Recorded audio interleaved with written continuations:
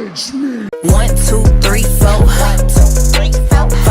Allez, salut à tous et bienvenue sur InfoCatch. On est parti donc pour mes moments à retenir lors de cet épisode donc de SmackDown donc du 8 mai 2026. Comme à mon habitude, vous savez, j'ai fait une sélection des moments qui ont été les plus importants selon moi lors de cette soirée et on va en discuter. Je rappelle que c'était le dernier épisode de SmackDown avant Backlash. Pour mon premier moment à retenir, on va parler donc de Jacob Fatu qui a ouvert cet épisode de SmackDown comme je vous l'avais annoncé donc dans ma preview. Il va parler certes de son match qu'il aura contre Roman Reigns à Backlash cette nuit, mais il va assez rapidement se faire interrompre par les Usos.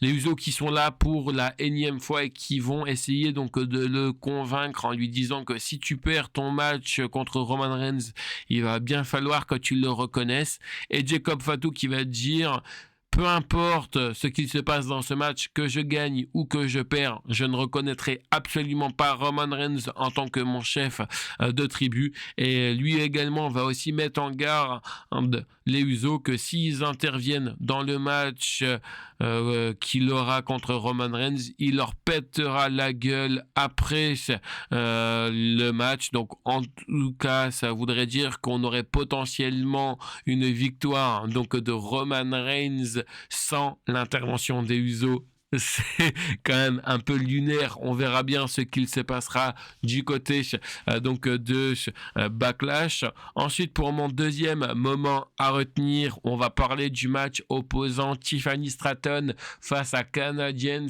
qui était accompagné donc de Giulia.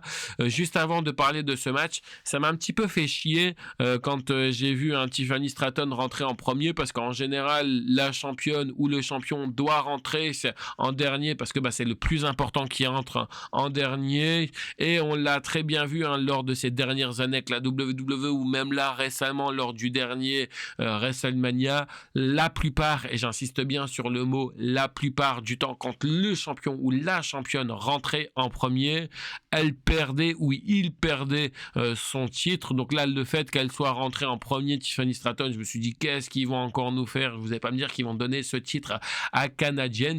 Finalement, ça n'a pas été le cas, parce que certes le match entre les deux était assez correct, avec à un moment donné quand Tiffany Stratton va s'apprêter à conclure le match et à mettre un terme, on va voir Giulia qui va rien de mieux que de se mettre au niveau donc des abords du ring.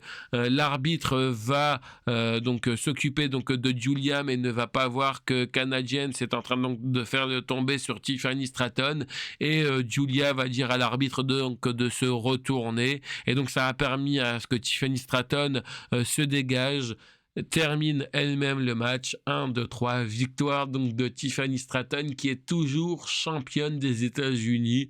Bon, de toute manière, c'était une certitude que Tiffany Stratton allait remporter ce match et toujours rester championne. Maintenant, quelle sera la suite pour elle du côté donc de Clash in Italy qui arrive à la fin du mois? Je ne sais pas, est-ce qu'on aura un rematch entre Tiffany Stratton et Giulia? Ça ne serait pas impossible, et en tout cas, j'espère que ça arrivera. Et est-ce qu'on aurait potentiellement aussi la fin de l'équipe Giulia et Canadiens? C'est pas impossible aussi, avec le fait que là on a vu que Giulia a coûté la victoire à Canadiens.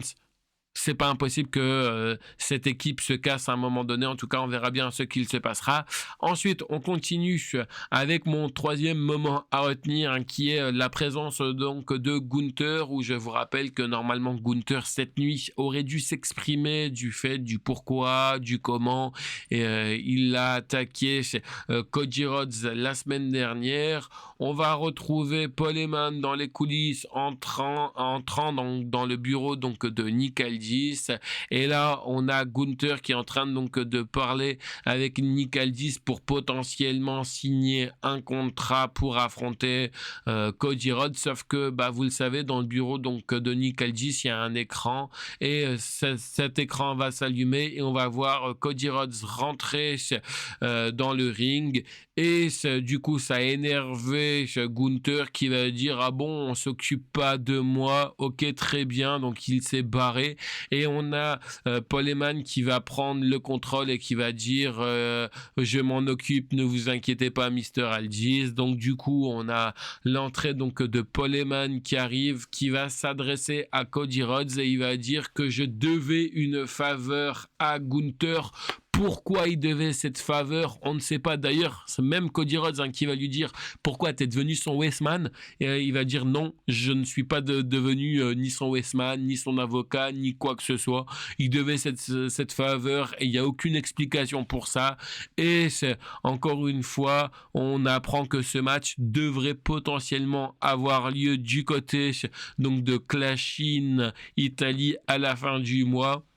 Mais on ne va pas avoir donc de signature ni de Gunther ni de Cody Rhodes pour le moment parce que on a autre chose à faire. Alors encore une fois, on va avoir un Gunther qui va pour la énième fois essayer donc de s'attaquer à Cody Rhodes mais par l'arrière. Sauf que là, Cody Rhodes, il a réussi à le voir arriver et à plusieurs reprises, il va le bousculer et il va dire cette fameuse phrase qu'il dit maintenant. Je suis facile à trouver mais difficile à battre.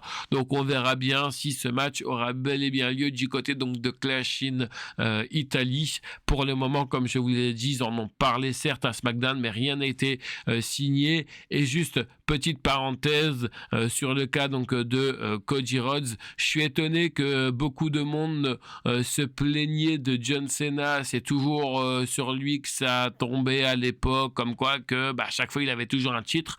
Par contre, j'ai un peu l'impression qu'ils sont en train de faire exactement la même chose avec Cody Rhodes et que ça fait chier personne. Et je trouve ça un peu scandaleux parce que on m'a cassé les couilles en disant ouais, mais John Cena, à chaque fois, c'était toujours lui le visage de la WWE. Maintenant qui est plus là, enfin même s'il va faire un retour juste pour nous raconter de la merde, je suppose, à Backlash, on n'est pas là en train donc de péter un câble en disant ouais, mais c'est tout le temps Cody Rhodes, ça commence à faire chier. Moi, je suis en train de le dire que ça me fait chier, mais par contre, les autres, non, on caresse Cody Rhodes dans le sens du poil. Donc, il va falloir aussi un petit peu vous remettre en question par rapport à cela. Allez, on continue avec mon 4e moment à retenir où on a eu un match opposant Damien Priest face à Tala Tonga. Donc vous savez, c'est le grand géant aux côtés donc de Solo Sikoa. De toute façon, ils sont plus que 2 aux côtés donc de Solo Sikoa.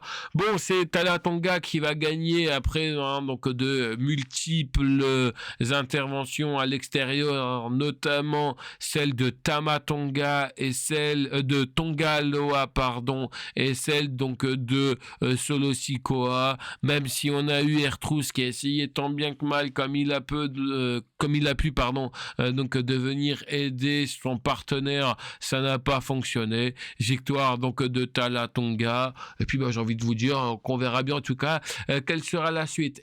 Et on va conclure avec mon dernier moment à retenir qui est le match à 3 contre 3 entre d'un côté Rhea Ripley, Charlotte Flair et Alexa Bliss face à Fatal Influence. Je comprends pourquoi tout le monde était optimiste de voir l'arrivée donc de Fatal Influence du côté du roster principal.